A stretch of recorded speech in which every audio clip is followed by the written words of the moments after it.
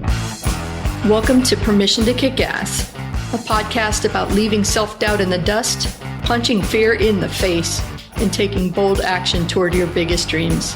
I'm Angie Coley, and let's get to it. Hey, and welcome back to Permission to Kick Ass. With me today is my new friend, Katherine Mackenzie-Smith. Say hi. Hi. I'm not saying new friend lightly because we literally just realized that we spent 15 minutes before recording just like geeking out over the various things that we're seeing in each other's backgrounds. Oh, you have a baby Yoda. Oh, you have tattoos. Oh my God. And I have to say it. I don't know if you want attention called to it, but you're recording with me on your birthday. Today is March 9th. Happy birthday to you. Thank you so much. And to my mom, who was the inspiration behind this show. Today's a good day for birthdays. Y'all Pisces, there you go. Yeah, it seems like it was meant to be then. Yes. So tell us a little bit more about you and what you do.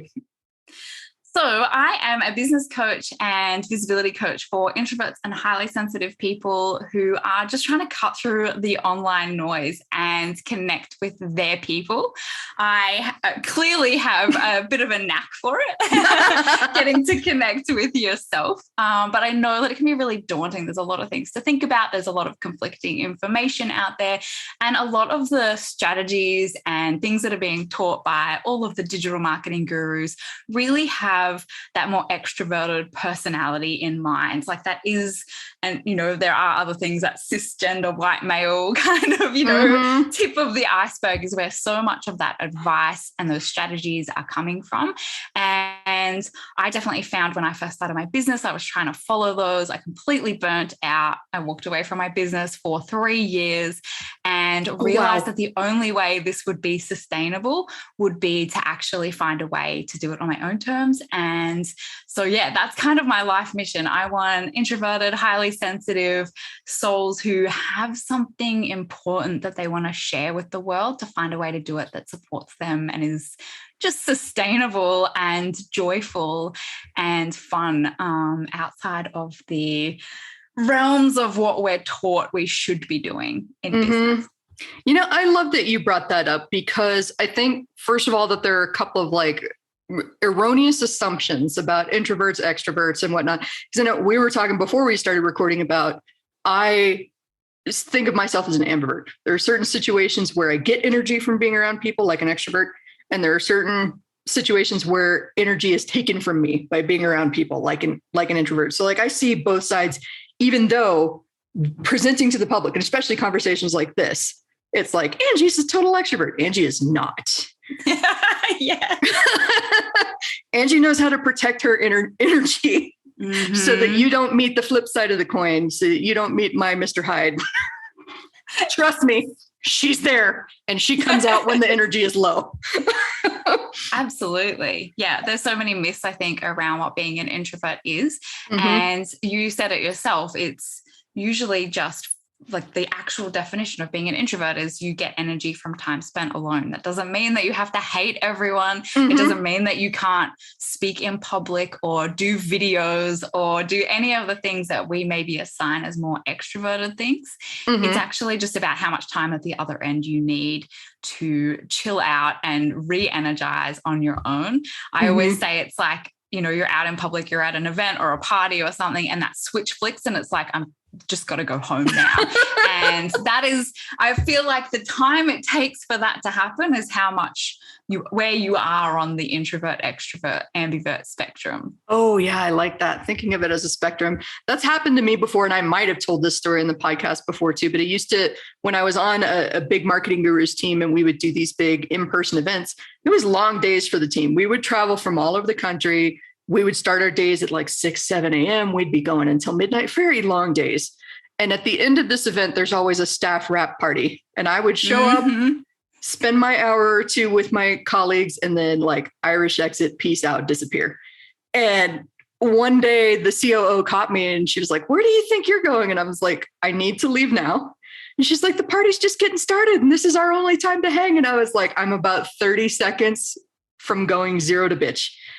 And I don't want anybody to see that transformation because it's not very pretty." That Angie is very irrational. I very much prefer y'all knowing happy-go-lucky, well-rested Angie. So I'm just going to say good night. Thank you for having me. It's been a joy. Bye. Yes. I worked in TV for nearly 10 years, so I am very familiar with the wrap party, and like saying goodbye is not like that's just something you learn really early on. Don't say goodbye, because that you'll get sucked into like doing shots at the bar and telling a million people that you're leaving. You just like quietly. They used to call me like the smoke bomber. Like I would just smoke bomb. I'd be there 1 second running around like a crazy person in high heels, and then I would just be gone, and people would be texting me and I'd be like, I'm at home in bed. Like I left hours ago. I'm not going to lie. The drama of that kind of appeals to me. And now I want to have like smoke bombs in my pocket, even though I know I can't technically disappear, but I can make it very obvious that like I'm leaving now, and just throw it down and maybe just walk casually away. Like, no, don't talk to me. I love that. And I kind of feel like there's a massive missed opportunity to do that at some point in my life. We're going to have to get together at one of these events and just like smoke bomb, walk away instead of smoke bomb, disappear. I'm here for the drama. I love it. And the other thing that I wrote down that I really, really loved and lit on was do it on your own terms. Because I do agree. We get told a lot. This is how it's done. These are the ways that you find success. And it's interesting because a few years, actually right as things were shutting down for the pandemic, I was invited to be on a panel when somebody else dropped out at the last minute. And somebody stood up and asked this panel, okay, how do you find your clients? And literally I was the last one. Everybody before me had a different answer. And so when the mic got passed to me, I was like, notice that everybody said something different. That's because it all works. It's up to you to find which one fits for you, which one feels right, which one doesn't drain your energy, make you hate your life. I've tried it all. Direct mail. I've tried knocking on doors. I've tried cold calling, like every method of prospecting under the sun to find my clients. And I've discovered about myself, and I don't know, like we can talk about how you find your clients too. I do best when it's small group in-person events where I can talk to somebody just like you and I are talking, like, oh my God, show me your tattoos. And then we like each other so much, we got to find a way to work together, or you're referring me to your friends, I'm referring you to my friends. Like that is how I do my best prospecting. But for you, for anybody that's listening, it might be totally different. And you might hate talking to people in small groups like this. It's totally okay. Yeah, absolutely. It's a really interesting one. And because of my TV background, it's so stupid, but only last year did I realize that my love of creating content and helping people find their way of creating content and repurposing the content that we make and all of those things, and using that as a way to find our people, using that as a way to share our expertise, obviously makes sense. Like literally after years, I looked back and I was like, oh, that makes sense. That's why I do that, because that is what my entire background is. And people ask me constantly, where should I be putting my energy right now? Where should I be creating content? What format should I be doing? And the reality is that you could look at every single platform, every single format, and find people, even in your niche who, or in your area, in your industry, who are creating success, like even the mainstream broad version of what success looks like on that platform.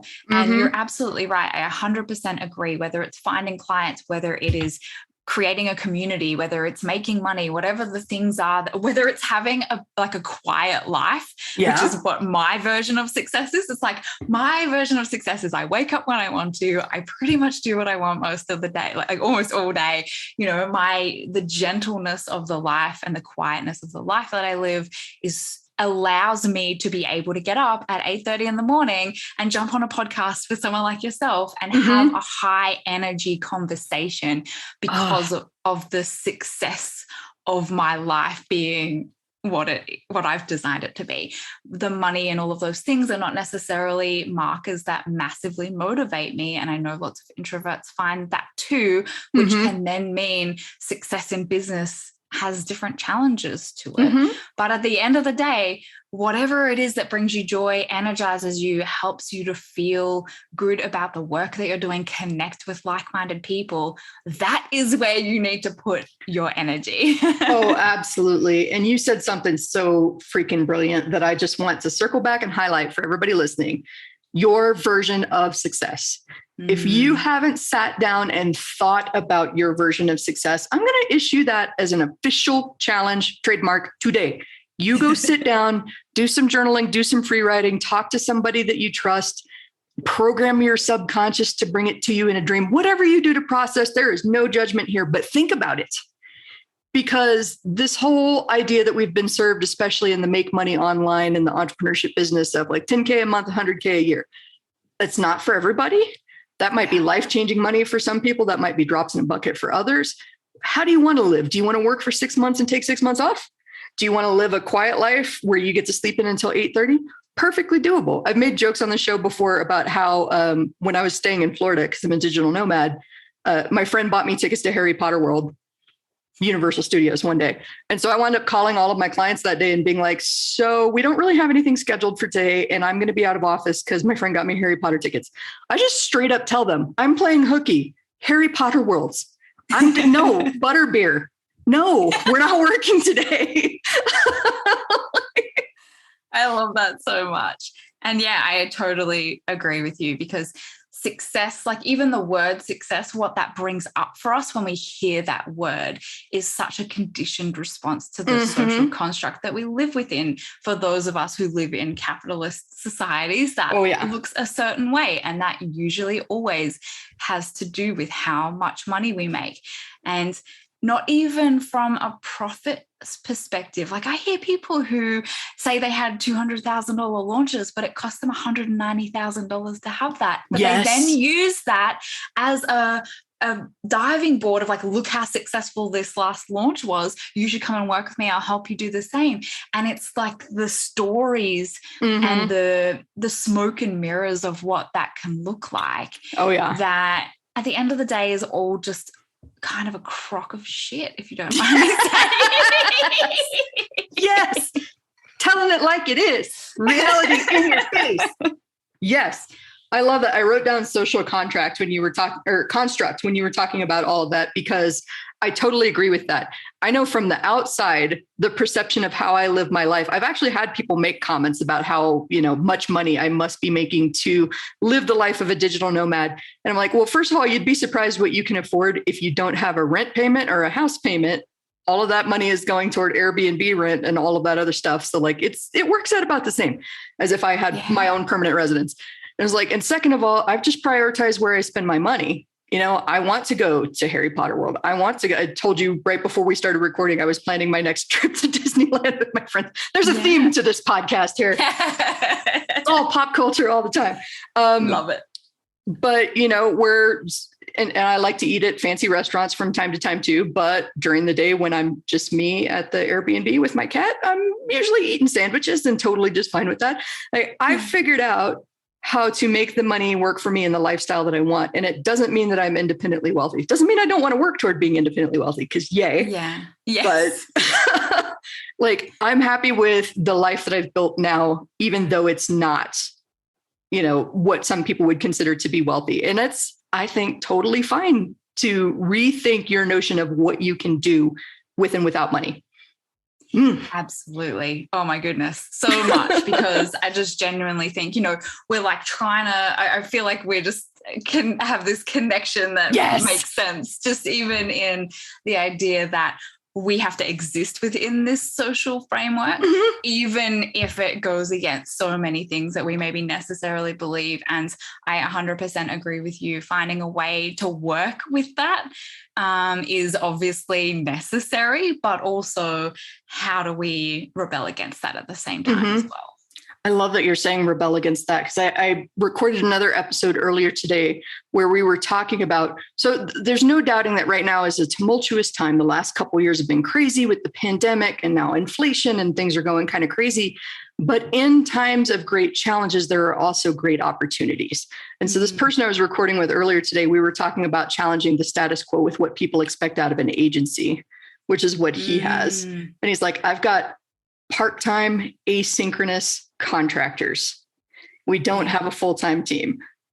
We have a policy of asynchronous. You do this on your time. I don't care, as long as the work gets done by the deadline.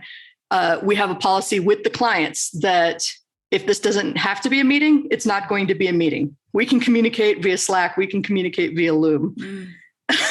Amazing. I love that there are so many entrepreneurs out there that are thinking, no, this is what sucked about the old business paradigm. I think I would like to redo that now that everything has been shaken up. Like, yeah, for sure. And I know lots of people who are more introverted have kind of set a precedent that like they never want to go back into the office, and they're going to find a way to make that work for them.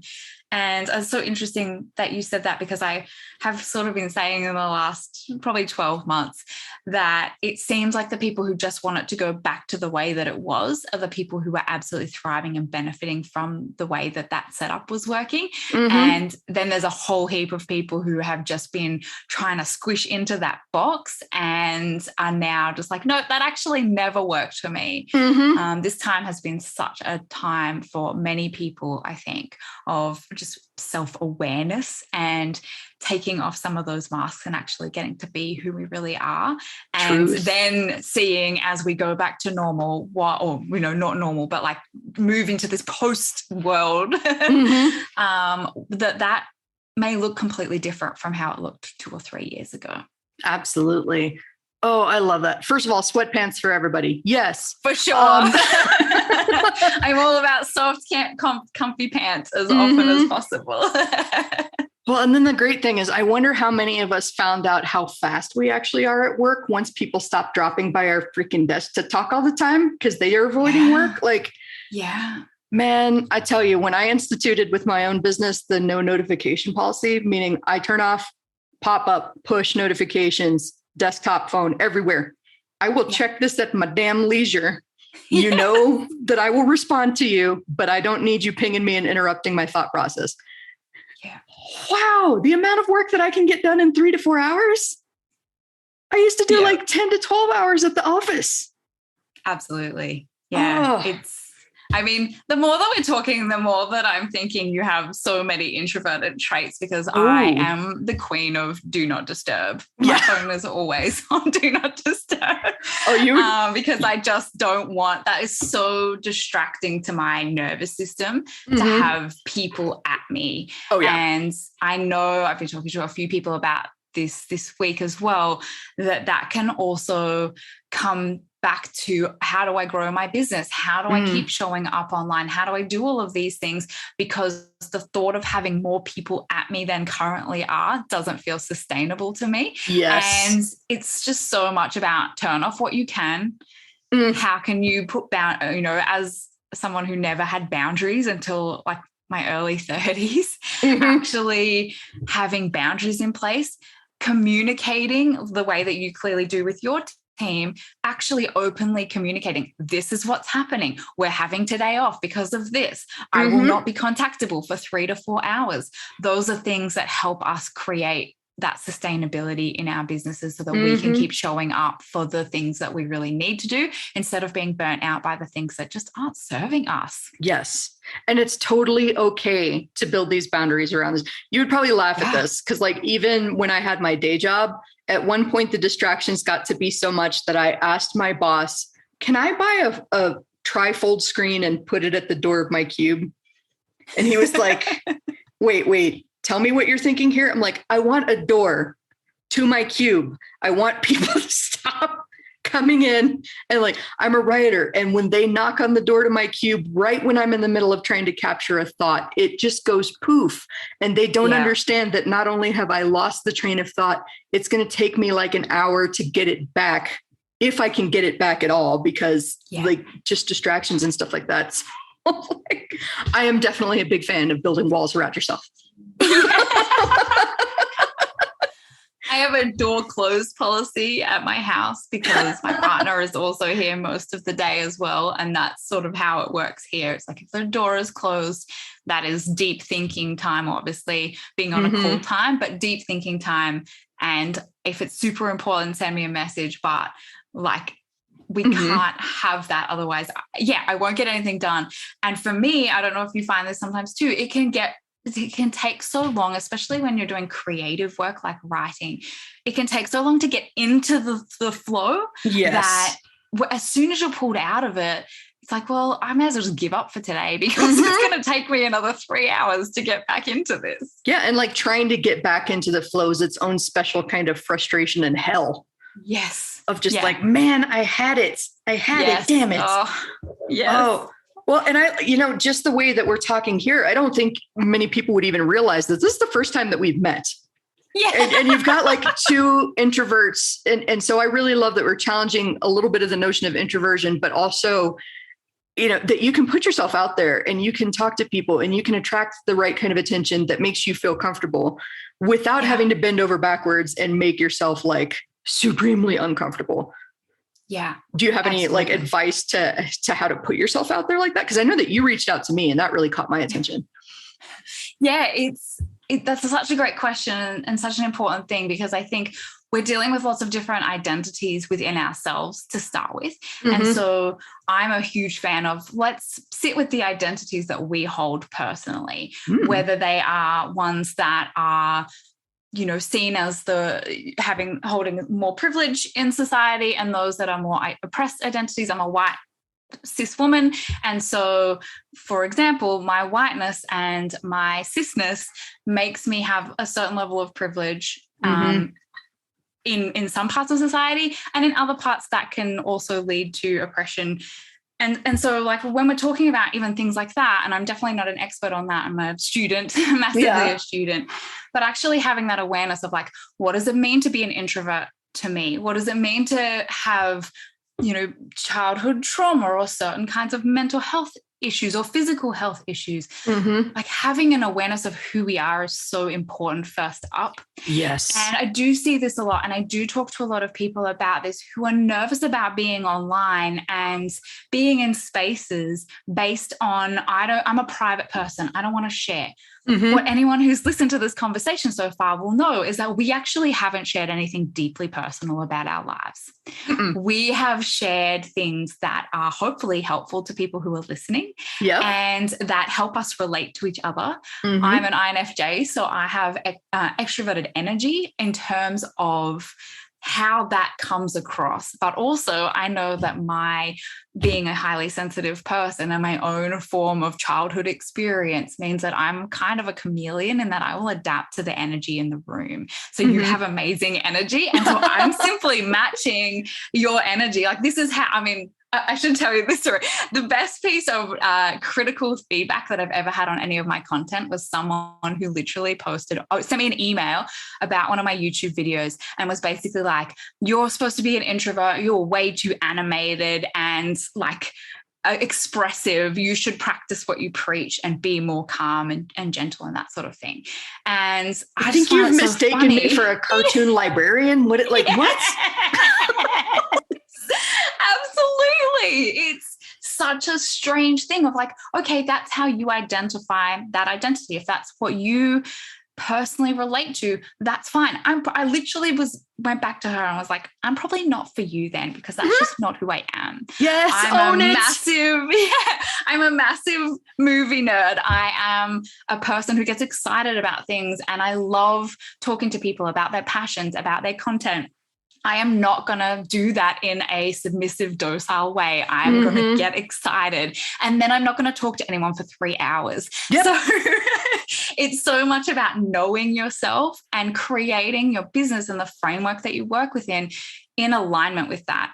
So often I experienced this myself. Like I said, I built a business that I then walked away from because it was based on something that didn't align with me. It didn't support me personally. What I see lots of people teaching out there is their version of success and their framework that just doesn't think it. I've never done a program or a course or read an ebook or any of those things that's like, think about yourself first and then work out which of these strategies will work for you. It's always follow my 6 steps to success and you'll make 100K in 6 months. Oh, that shit drives me nuts. Like, oh my gosh, I hate it. Prescriptive teaching and coaching, like presuming, first of all, that everybody has like the same circumstances, the same means, the same mindset and motivation. Like already right there, we've got like potential thousands of different combinations with just those 4 traits alone. Then you add like socioeconomic background, risk aversion. Like there's all kinds of reasons why your 6-step formula works for these people over here, but not those people over there. And I think one of the best things that happened to me in the course of my coaching career was one of my coaches telling me, Actually, I think is in my old day job. I really loved him because he was such a fantastic mentor. My boss told me one day when I was teaching one of the younger writers, okay, here's how I think you should solve this problem. And he pulled me aside and he was like, okay, so there are hundreds of potential solutions to any problem, and yours is a good one. And who's to say that theirs couldn't be even better than yours? It might be equal to yours. It might be less than yours, but we're never going to know if you don't give them a chance to try out their own solution that's not yours. And I've taken that with me into coaching too. It's like, it drives some of my students nuts. They're like, will you just give me an answer? I will not. I will give you more questions. That's what I will do. Because I am a coach and that is my job. Yes. Like, because I want to, I joke with them too, like, baby doll, I'm training you to fire me. That's what I'm doing. I want you to trust yourself to the point that you no longer need Angie because you've got your own inner voice guiding you. So don't ask me to tell you what to do. I'm going to say, I don't know. What do you think you should do? What's your gut telling you?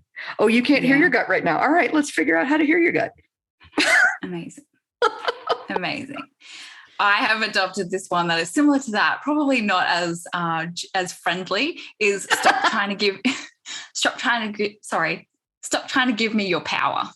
Ooh. Because I think that in the online space, I definitely see it. I'm sure it happens everywhere, that there has been this wave of be the guru, position yourself as an expert, put yourself in that place where you're the teacher, you're the educator, you're the expert, fake it till you make it, all those massive cliches.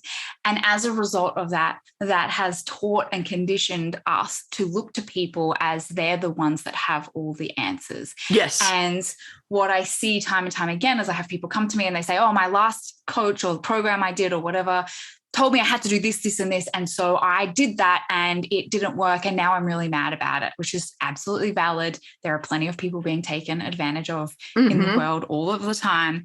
But every time I then see them trying to give me their power of just tell me what to do and I'll blindly follow it, I will literally pull them up in that moment. Because I feel the same. I want every person who comes into my space to be sovereign in their own energy and their own power. And that means that they don't attach to, exactly like you said, being dependent on me in order to be able to get things done, be accountable, find ways to do things. It's so much more about, well, what feels right for you? Oh, yeah. Why don't you give it a go? You're never going to know until you try that, if it's going to work for you or not.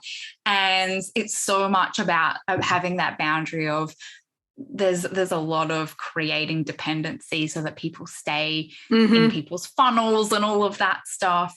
And it actually being, you are a person, you're an individual person living your own life, creating your own business. It's so much more important that you do what's right for you, because I can tell you what I would do and you might take something from that and go, oh yeah, actually I'll give that a go. But at the end of the day, I can't tell you what to do and I shouldn't tell you what to do. And even if I did, it probably wouldn't work or feel good for you anyway, which doesn't help either of us. So I know. I have used that before in coaching examples with people. I'm like, I could tell you what Angie would do. Yeah. And then I'll usually give them a more extreme version and I can watch like the discomfort creep in.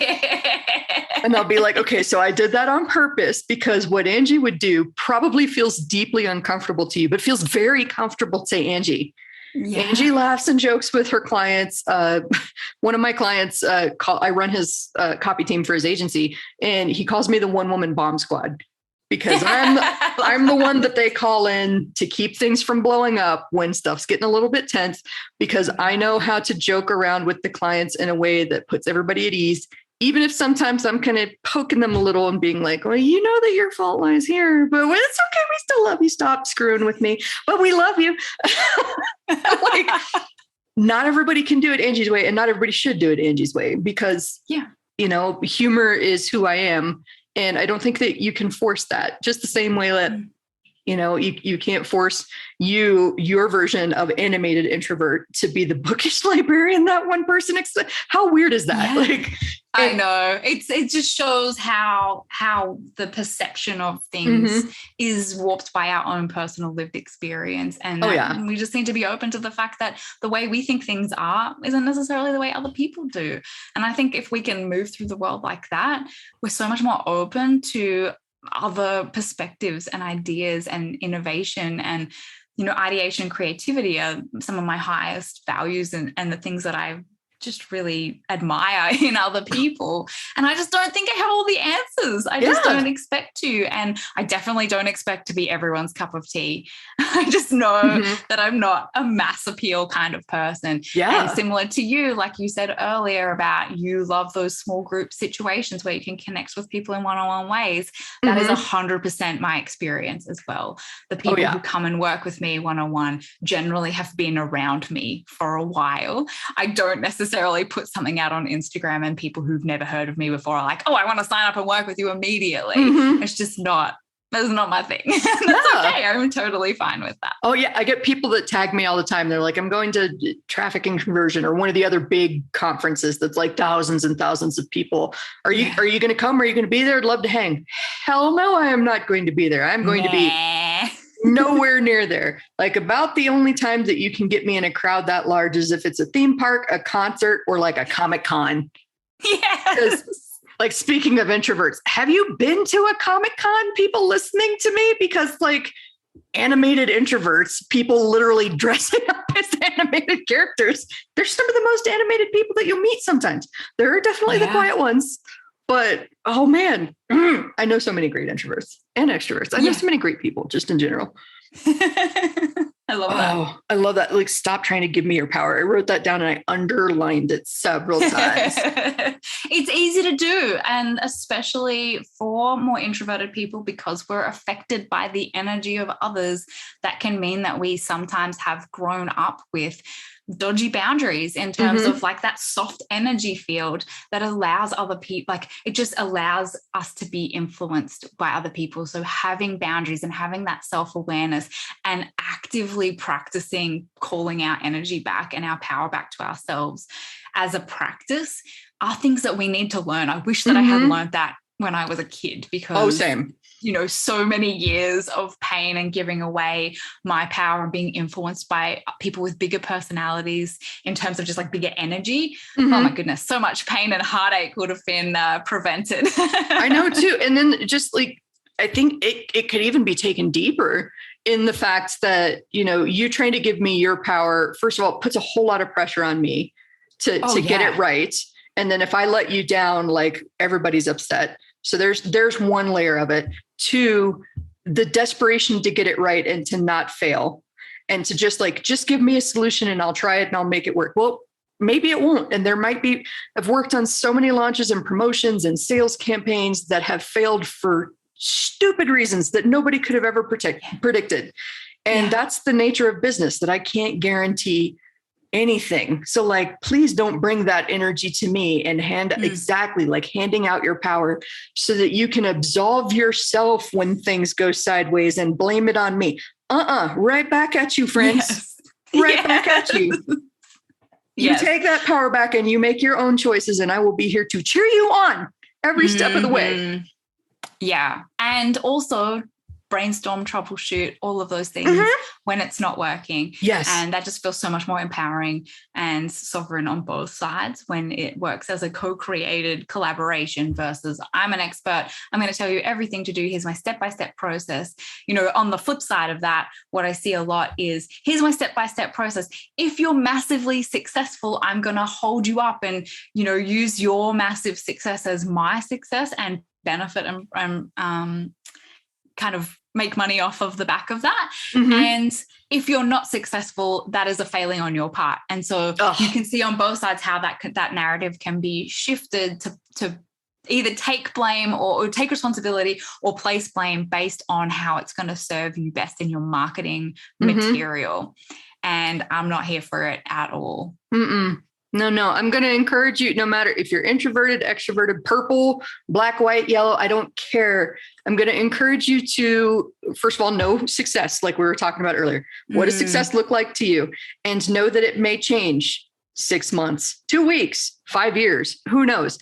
but know what success looks like for you now and work toward that. And then as you're working toward that, you're going to learn more about yourself that may alter it or may confirm it for you, right?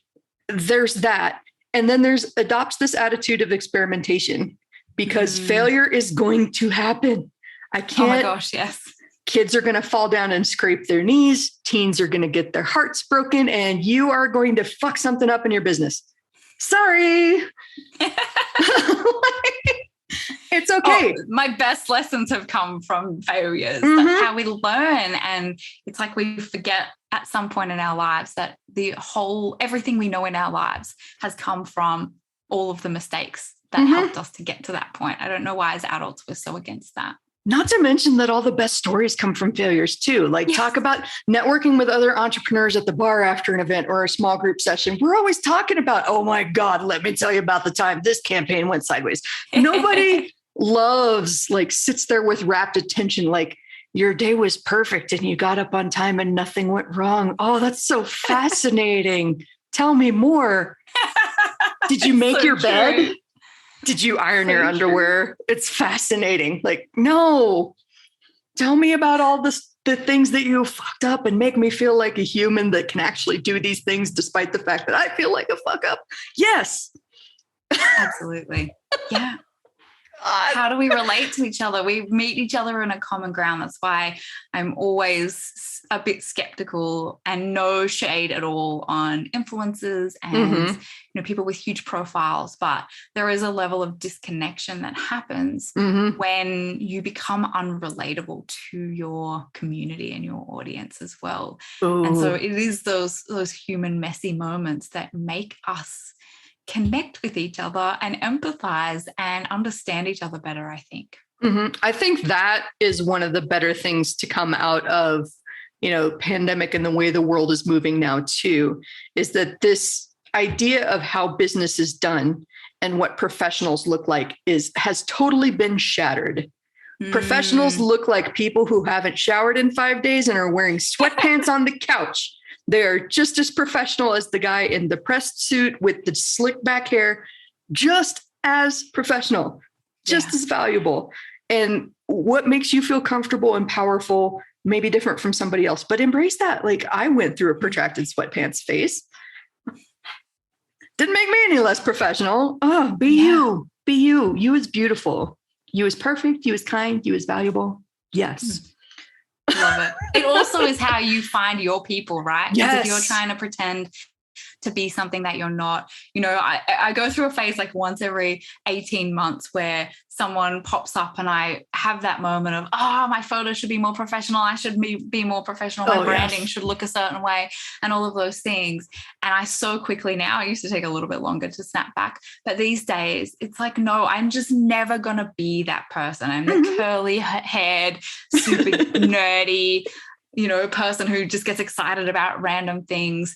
I'm just not going to be that. And my people aren't that either. And so why would I even for a second think that I need to play that role? Because all it's going to mean is I start attracting people who actually I can't help and that aren't necessarily aligned with who I truly am. And their energy drains that make you feel like crap. And you're pretending to be something. I worked on a couple of seasons of Big Brother here in Australia. And I remember even then in my early 20s, having this observation of the people who really thrived in the house being the ones that just were genuinely who they were the whole time. And the ones that absolutely fell apart were the ones that went in with a constructed version of who they wanted to present themselves as. And it always fell apart every single time. That was my whole experience with business too, because for a long time I bought into that narrative of like, you need the suit, the stylish wardrobe, you need the makeup and the hair. You got to put together, you got to show them that you care about your looks so that you show them that you care about other things. And like, first of all, BS, like if you care about your looks, that's no shade. Hey, some people like playing dress up and that is perfectly fine. I still like getting my hair done. There's nothing wrong with that. But, just the idea that like I didn't spend an hour doing my makeup and my hair this morning and I'm not here to give you my best work. What? Yeah. What is the correlation between those two? What?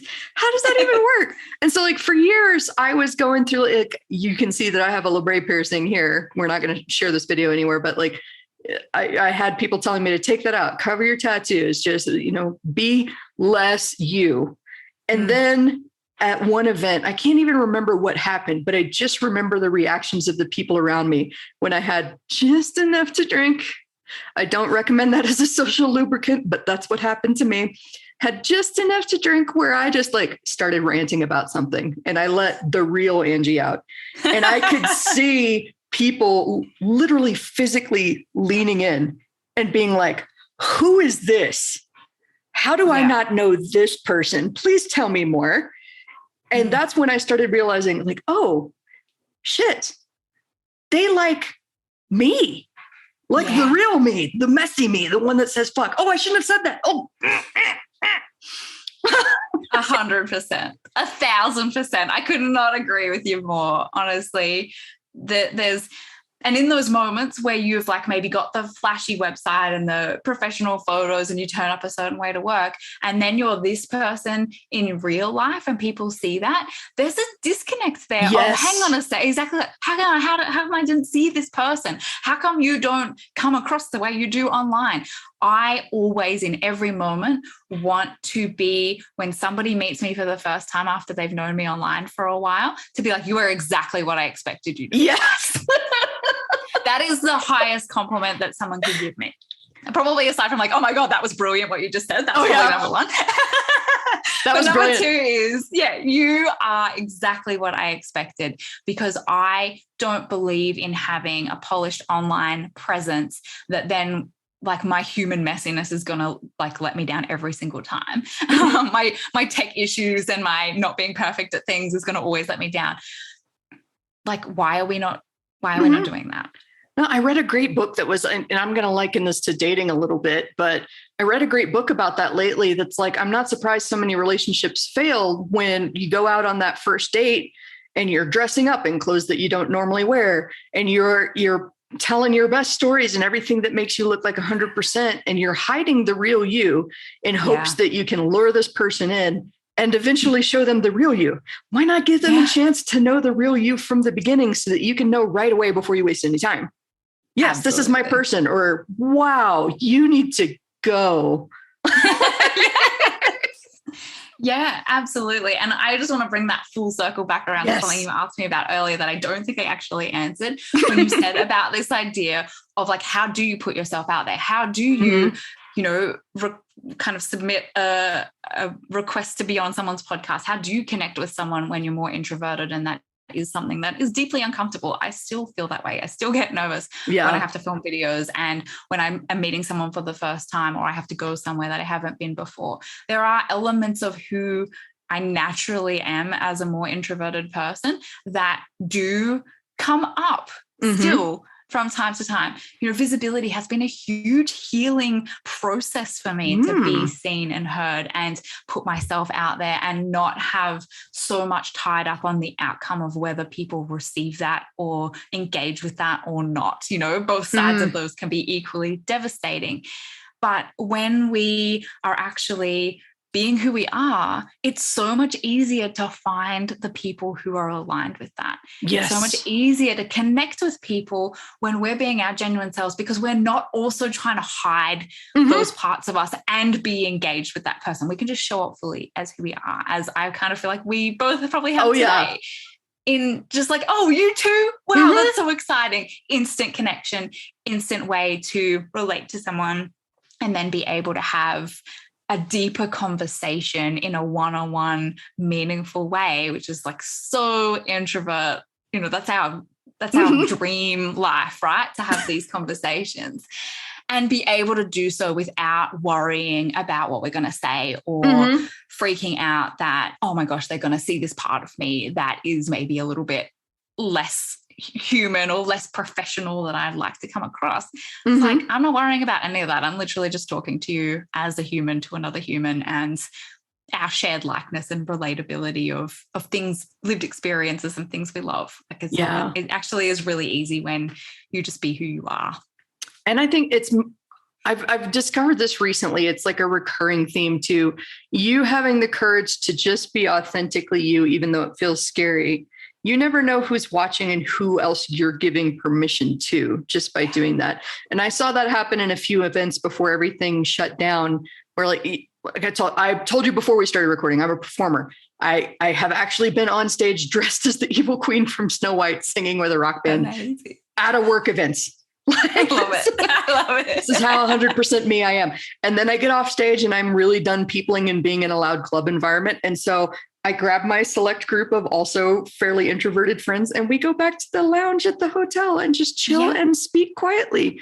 Or I can recall at another event, like there was a party with a bonfire that started getting really loud. And one of my girlfriends and I looked at each other like, I kind of want to read a book. Do you want to go back to the Airbnb and just like read a book and listen to jazz music? We don't need music. We could just read. That's fine. Totally. Like she actually said that to me, and I was like, oh my God, I do want to read a book. We can just want to be in my pajamas right now. We can just leave the party and go read a booklet. Yes, let's please do that. And of course, our extroverted friends gave us a ton of grief for being, why didn't you want to be at the party? Because I wanted to read a book. Leave me alone. Yes, I brought a book to the party. Bye. Oh, gosh. This is an amazing conversation. I think we need to book a part 2. For now, I'm going to ask you to tell us more about your business and where to find you. So the best place to find me is probably, oh gosh, there's so many places. My website is Katherine-Mackenzie-Smith.com, which is an awkward spelling because it's an M-A-C-K. So that's one way. The easiest place is probably on Instagram at Miss_KMS. That is my handle across every platform. Awesome. So super easy to find me there. I support introverted, highly sensitive people to create and repurpose their content online to build businesses that are aligned with their energy. Those are the things that I love. I love deep and meaningful conversations. I love anything geeky and nerdy. So I can always chat about that. And you'll find that all on my Instagram as well. And that's probably the best places to find me. Please come and connect. I just love meeting new people who get it and get me. Yes. I'm going to make sure that they have clickable links in the show notes to all of these things. And yes, Introverts Unites. Yes. We don't look like your idea of introverts, but we're here and we don't want it to be loud anymore. Go away. When I think about who I am, like in a personification of like a movie reference, just to bring it full circle there, I think of like the girls from The Craft. That's what I'm going for. It's like, we're the weirdos, mister, not trying to fit in anywhere, not trying to pretend to be anything that I'm not, just like hanging out at the back of the room, like with my little other weirdos, having deep conversations. That's kind of my jam. That reminded me of one of my favorite lines from this movie called To Wong Fu. Thanks for everything, Julie Newmar. Love it. Approval neither desired nor required. Love it. Such a perfect note to end on. Thank you so much for being on the show, Katherine, and we will talk soon. Thanks, Angie. It was great to be here.